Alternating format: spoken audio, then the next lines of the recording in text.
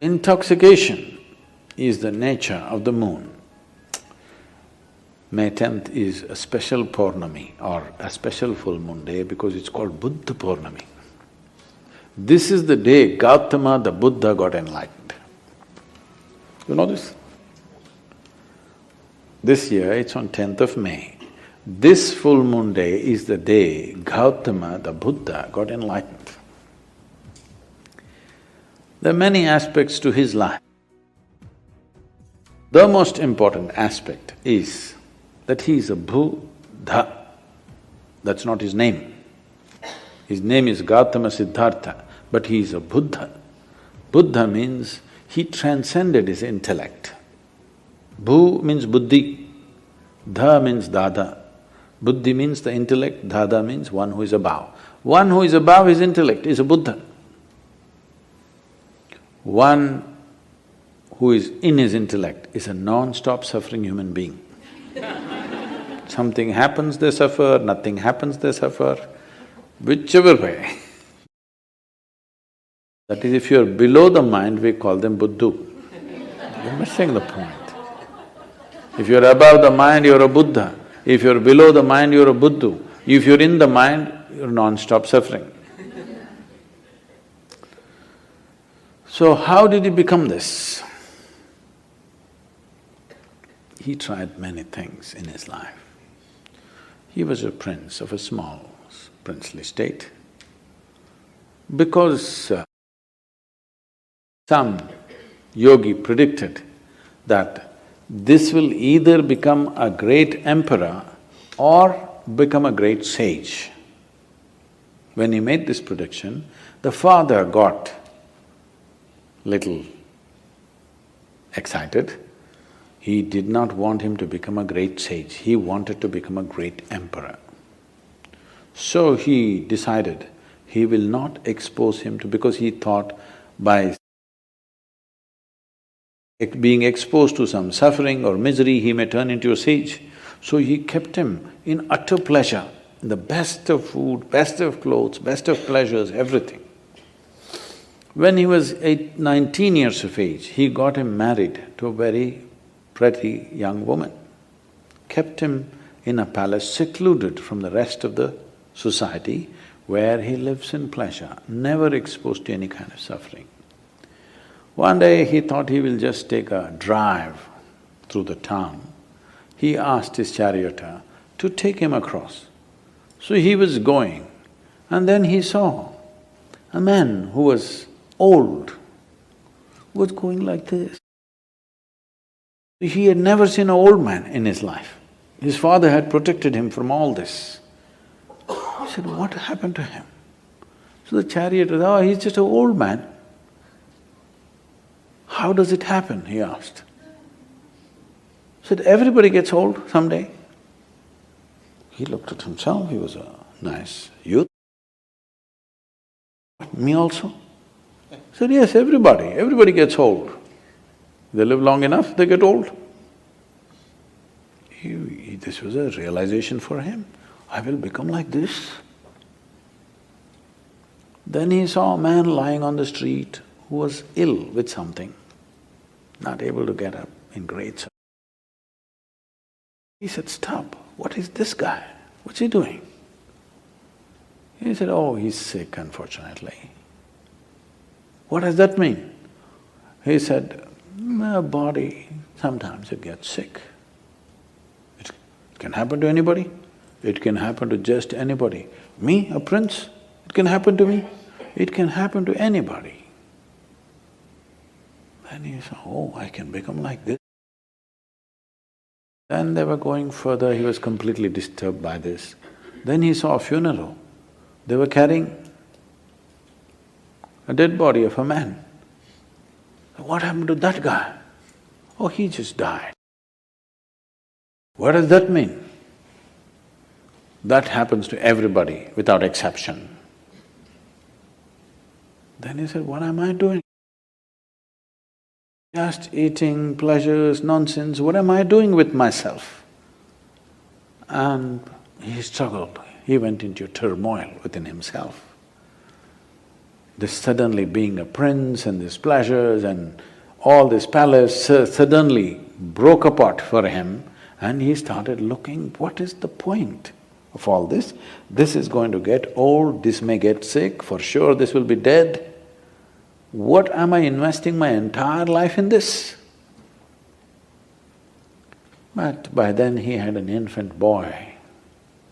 He looked at his wife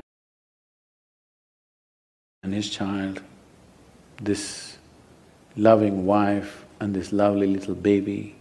He could not leave. He struggled and struggled and struggled. By then, a little over 1.25 years passed.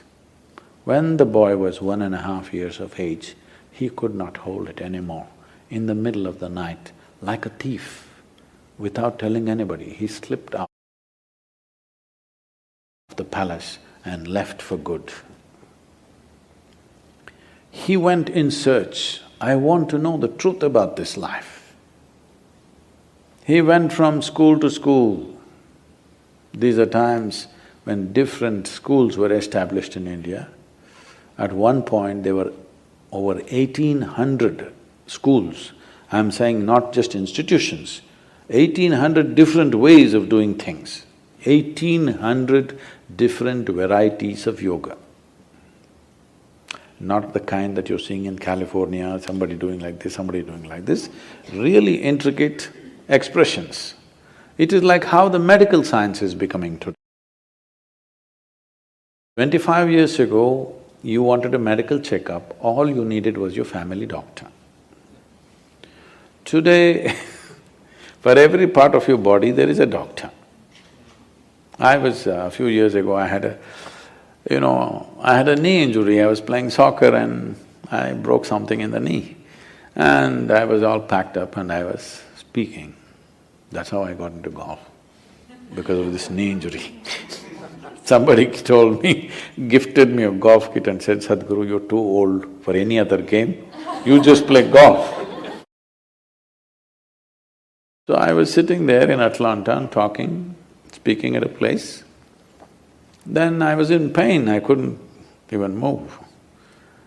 So when this is over, when I was speaking, one person raised his hand, I thought he wants a question. But then he said, "Sadhguru, I would like to examine your knee after this is over, I'm a knee doctor." I said, "Come on, you're an orthopedic." So, "No, I'm a knee doctor." Then I said, "Right or left?" Which one are you? So specialization is going. A time will come, probably in 50 years' time, if you want a medical checkup, you need 100 doctors to check you. By the time you get these 100 appointments, maybe you need an undertaker. Then it'll become ridiculous. Okay, you went to 3 doctors, all right. You went to 5 doctors, all right. If it becomes 50, 100 doctors for a medical checkup, it's become ridiculous, isn't it? This happened to yogic system. People started specializing and specializing in variety of small things. Each specialization has a whole thing by itself. Someone just came and told me they're a dentist, okay, I'm not speaking in any of this thing. For example, dentistry, just 32 teeth, all right? They study for 9 years, 32 teeth. 9 years of study, still they don't know everything about it. That's the nature of creation. If you start studying one tooth at a time, you will see each one of them has something specific about it.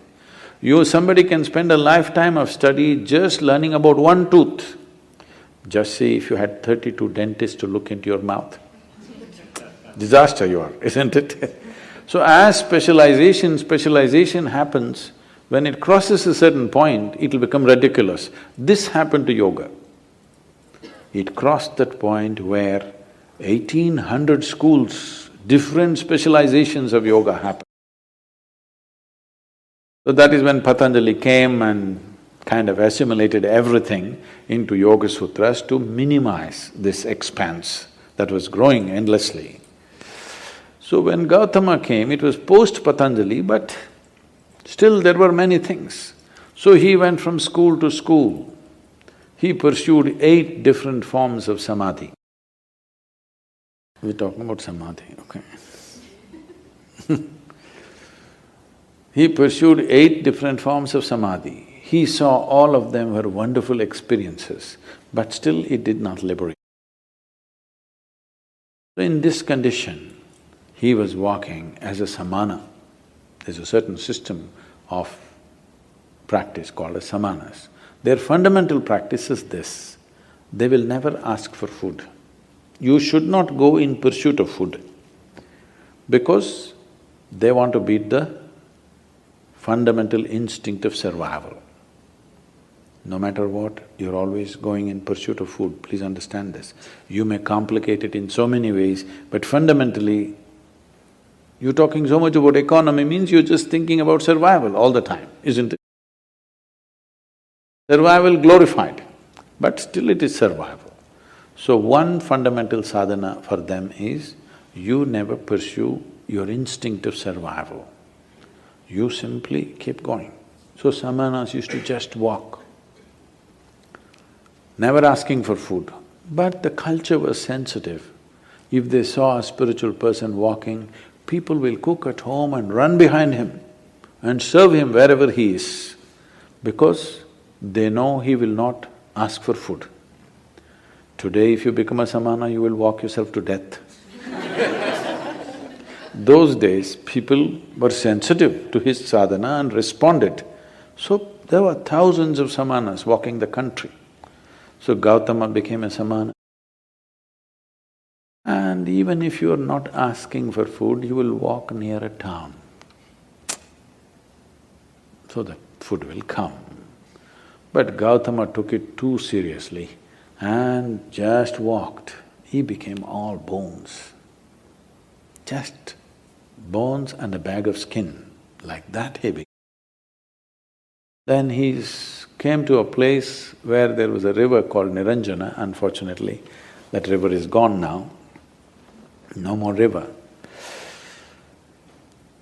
Just about 18 to 20 inches of water, maybe moving little rapidly. He stepped into it, halfway down into the river, he did not have the energy to cross. There was a tree branch, a dead branch, he just held on. He doesn't have the strength to take the next step, but he's not the kind of man to let go. He held on, we don't know for how long, people say for a very long time. Maybe it was 2 minutes. When you're feeling so weak, those 2 minutes might have looked like many years. Then as he hung on, he just realized, what is it that I'm striving for? What is it I'm wandering the entire country, growing from school to school, learning this, learning that, what is it that I'm looking for? Then he realized, there's really nothing. This life is on.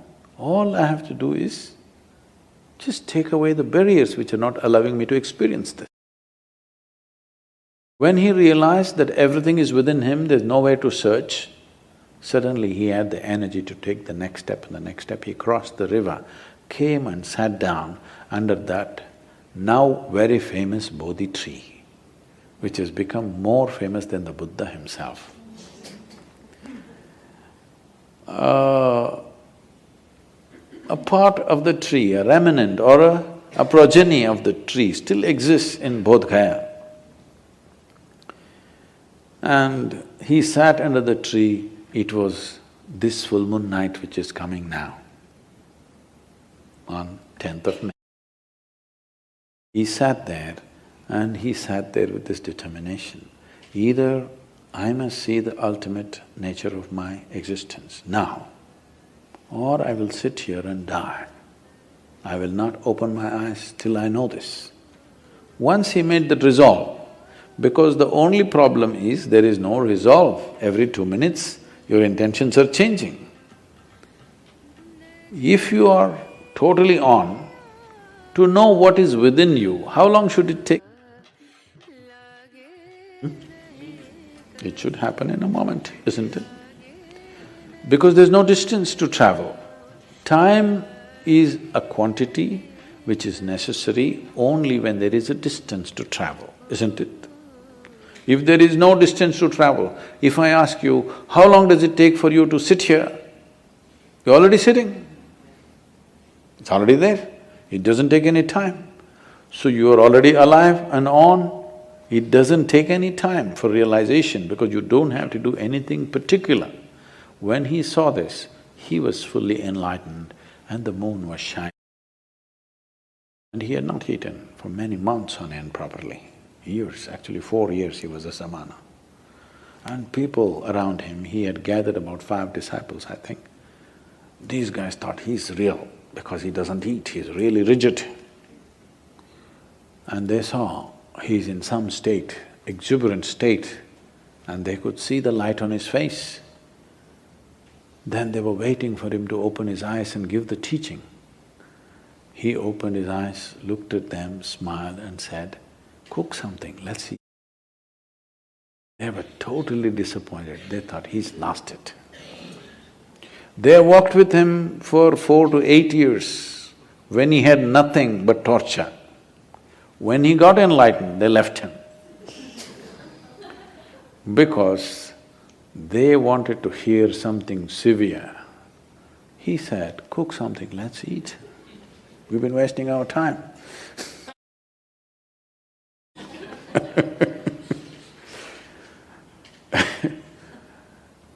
There are many beautiful episodes in his life. When he one day walked upon the river bank after he has become a Buddha and went and sat down under a tree. Tree, not because tree is the best place to sit under, ants can get you. Because that was the only real estate of those times. There are no buildings and buildings and buildings everywhere. So tree was a good place, a pleasant place to sit under. Rather than sitting in harsh sun, you sit under a tree. An astrologer who was of great proficiency in his trade saw the footprint on the riverbank. He had come to…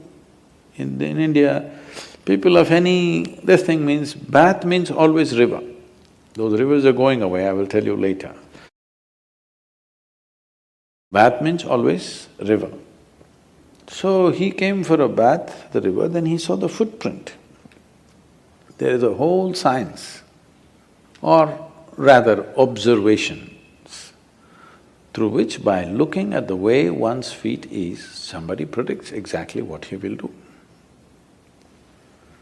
So he saw the footprint and then he saw that this is the footprint of an emperor, somebody who should rule the world. He wondered, why would such a person be in this remote place near a jungle? Then he followed the footprint, thinking he will meet an emperor. Then he saw this monk, Gautama, sitting under a tree. Then he looked at he thought either my astrology has gone all wrong, or I'm being fooled, or I'm in some kind of a hallucination.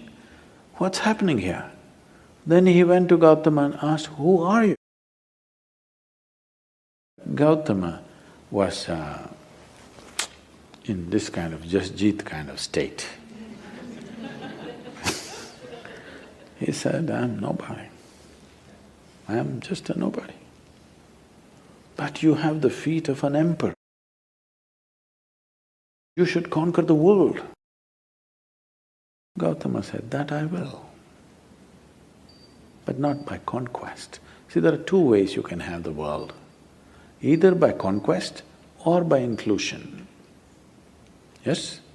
I can make you yours, either by capturing you, chaining you and making you do what I want, or by including you as a part of myself. Yes?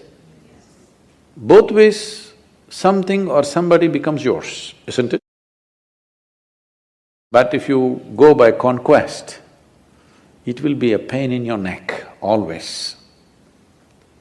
If you include, this will become a great enhancement of life. He said, "I am the emperor of the world."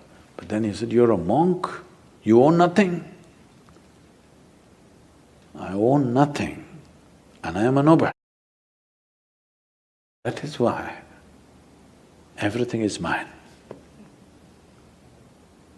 Even mathematicians are trying to teach you the zero and the infinite are one and the same. So you becoming a no thing does not mean you're no use. You are a no thing means you have become all-inclusive, isn't it? You are something means you can only be that. You are a no thing, you can be any way you want. This is how this life is made.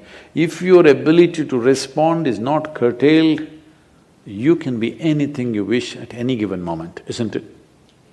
So Gautama said, I'm anyway the emperor of the world, if that's a word you like, but I'm actually a nobody, because everything is anyway mine. If you see, I'm responsible for everything, everything is yours, isn't it? How does somebody become yours? Because you own them or you take responsibility for them? Because you take responsibility for them, they become yours, not otherwise, isn't it? If you own them forcefully, they will never be yours. Yes or no? Yes. If you forcefully own somebody, will they ever be yours? They'll never ever be yours. So this astrologer sat down. He said, you are a monk, you have nothing, on top of it you say, you're Jasjit, I'm sorry. On top of it you say, I am a nobody and everything is yours. What is this? Gautama said, you come, I have a way for you. You are busy making predictions of life. I have a plan. Why do you make predictions of life? You're incapable of making a plan and executing a plan. That is why you fall back on predictions, isn't it? Yes or no? If you are capable of making a plan and executing the plan, would you fall back on predictions? No. So Gautama said, you are busy making predictions. I'm here, I have a plan. Come, become a part of my plan. We'll make something else happen. You must become a part of this plan. We can make something wonderful happen. This same world can be turned into paradise if all of us go by a paradise plan, isn't it? Yes or no? Yes. The question is only, do that, because between a possibility and a reality, there is a distance. Or do we have the courage and the commitment to walk the distance? That's all it is. Yes? Yes.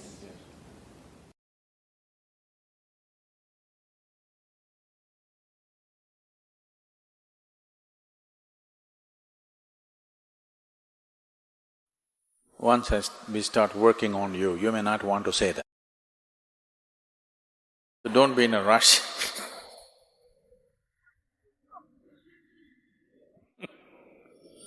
Don't be in a rush on day one. Once we start working with you, you may hate the people around you for some time. Before it turns into love, it'll take some more time. You know, initially if you do simply anything, it hurts. At that time, you hate the people who made you do that. It takes some time for it to reap the benefits. When benefits come, you may again fall in love with us. We'll wait till then. And you don't sit here and choose your guru. You just be here. It will happen. If you find something really worthwhile, it will happen. If you don't, no problem. I am not longing to be anybody's guru. If you're willing, I'll help you. You want to do it yourself, I'm fine with this. What's my problem? Only thing is, when you walk an unknown terrain. When you walk an unknown terrain, to find something which is in the neighborhood, you may go around the world and still miss it. So, Guru is like the GPS. You drive with the GPS, where do you come from? Which country? Mexico. Mexico, okay. In Mexico you use GPS? Yes, sometimes, where there are roads. So, if you use a GPS, some strange voice tells you, turn right, you turn right, turn left, you turn left, take a U-turn, you take a U-turn. You do this, right? So today you're already prepared for a guru with the GPS. It actually means Guru Positioning System, you know. You've already been prepared. You don't go guru shopping. Don't do that. If something touches you, you will have no choice. Nothing touches you, why should you waste your time? Fair enough. The guru is not the person that you see. As a person, I'm quite horrible. People know. All the time I'm poking at them, at something. It's not the Fortunately, it's a fortune that it's happening through a certain person, that's all. If it was happening through that bird, maybe it is teaching you yoga, but you won't get it, isn't it? Would you get it from that bird? Maybe it is espousing the highest wisdom, but you won't get it because it is happening through another creature somewhat like you, of your kind. It's a fortune. If it happened through a rock, you wouldn't get it. If it happened through a bird, you wouldn't get it. If it happened through a snake, you wouldn't get it. It has happened like this in the past, even now. But people will completely miss it. Suppose a cobra came here, a guru, teaching, you won't get it. It's happening through another form of life which is similar to you. This is the best opportunity you have. So, don't get lost in the person. Something happens through the person. Don't resist that. A guru does not mean it's a commodity that you take home. If you touch the dimension which dispels your darkness, it anyway goes with you. You don't have to take it. You don't have to take me in your handbag. If you allow it, if you allow yourself be touched, it will anyway go with you. Nobody can get rid of it. That will be your biggest problem, you can't get rid of me. Even if you go to Mexico.